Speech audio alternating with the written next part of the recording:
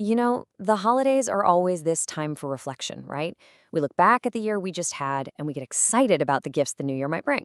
And let's be honest, this year, the biggest, shiniest gift under everyone's tree is artificial intelligence. But like any good Christmas story, this one, well, it comes with a few ghosts.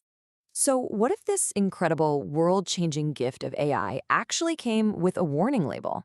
What if there was a blueprint for all its potential dangers written over a century ago? Well, it turns out history has left us a very clear message, and tonight we're going to unpack it. To get a handle on our future, we first need to travel back in time.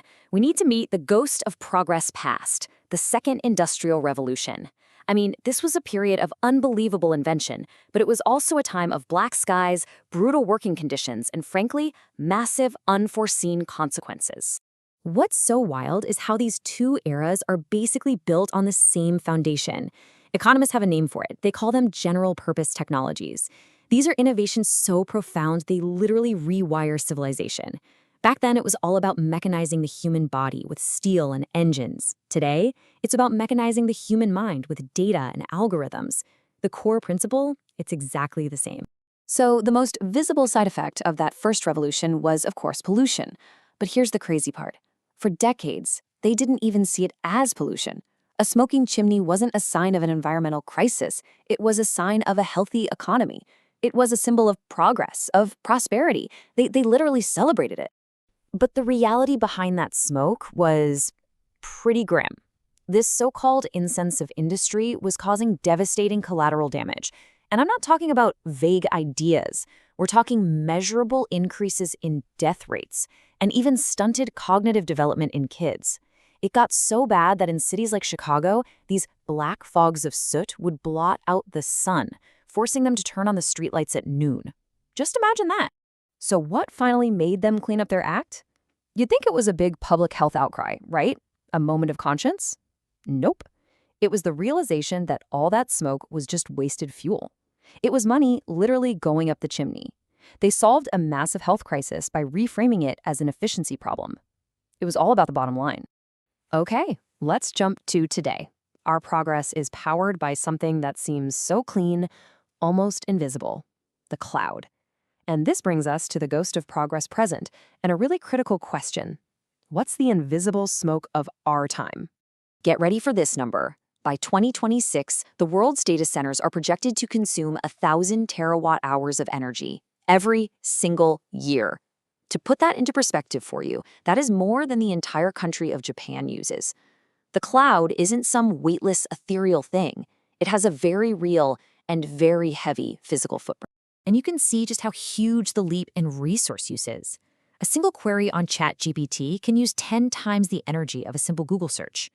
And it's not just electricity. This is the other hidden cost. Data centers need unbelievable amounts of water for cooling.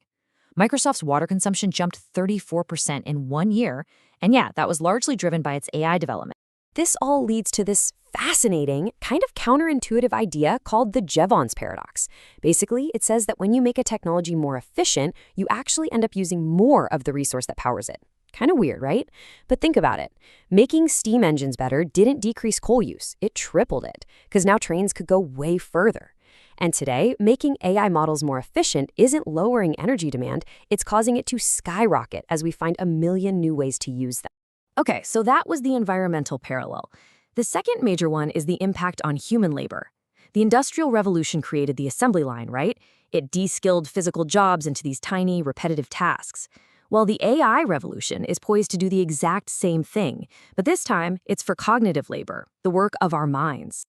Just look at this number for a second. 370%.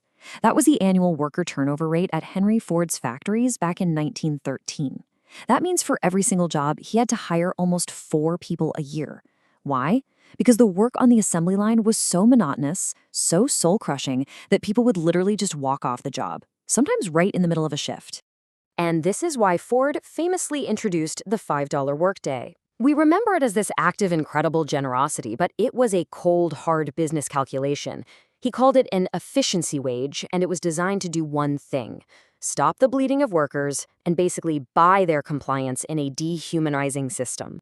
So fast forward to today. And we've got something called digital Taylorism. Think about the delivery driver whose route is optimized down to the second by an app, or the warehouse worker whose pick rate is constantly being tracked by a scanner. The human supervisor gets replaced by an algorithm that's always pushing for more efficiency, often at a really high human cost. So what's the modern version of Ford's $5 day? You've probably heard of it, Universal Basic Income, or UBI. It's an idea promoted by tech leaders like Sam Altman. The pitch is that it provides a safety net as AI takes over more and more jobs. But if you look closer, critics see the exact same pattern. A solution designed not to empower people, but to pacify a displaced workforce, all while leaving the fundamental system of wealth creation completely untouched. And this leads us to our final ghost, the pattern of philanthropy.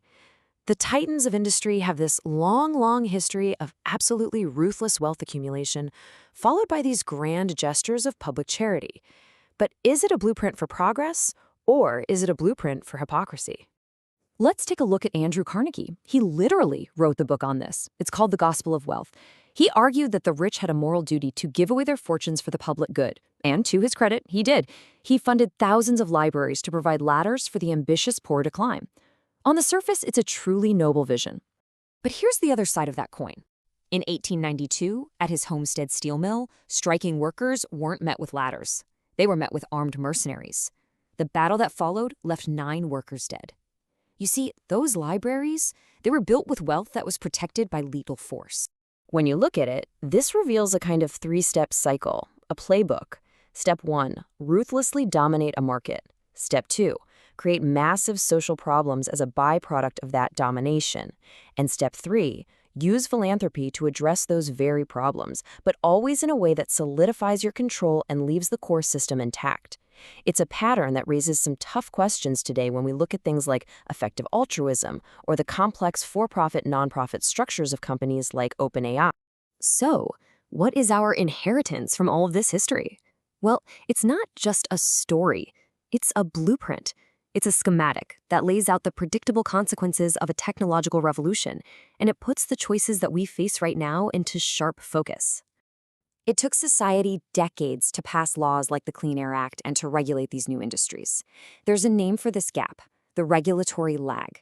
It happens because technology moves exponentially, while our laws and our social norms, they just move linearly. And with AI, make no mistake about it, we're deep inside that lag period right now. The ghosts of the past have shown us the pattern. They've laid out the entire blueprint for what happens when we ignore the collateral damage of progress. So as we unwrap these incredible new AI gifts this year, the question for all of us is really simple. Will we finally choose to read the warning label?